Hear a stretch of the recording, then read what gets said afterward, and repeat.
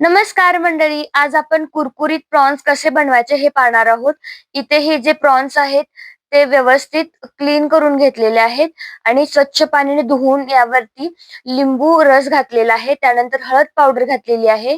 थोडीशी आलं लसूण पेस्ट घालून घ्यायची आहे. त्यानंतर मसाले घालून घ्यायचे आहेत. त्यामध्ये लाल तिखट, त्यानंतर गरम मसाला, धने जिरे पावडर आणि थोडासा साठवणुकीतला मसाला. त्यानंतर आपण इथे घालणार आहोत बारीक चिरलेली कोथिंबीर आणि चवीनुसार मीठ घालून याला एक 15 ते 20 मिनिटं मॅरिनेशन साठी ठेवून द्यायचे. तुम्हाला माझे व्हिडिओज कसे वाटतात हे मला कमेंट मध्ये जरूर सांगा.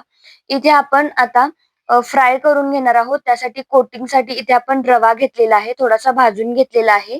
त्यानंतर इथे तांदळाचं पीठ घालून घ्यायचंय आणि कॉर्नफ्लॉवर घालून यामध्ये चवीनुसार मीठ, त्यानंतर इथे आपण थोडासा लाल मिरची पावडर घातलेली आहे आणि थोडीशी बारीक चिरलेली कोथिंबीर घालून याला व्यवस्थित मिक्स करून घ्यायचं.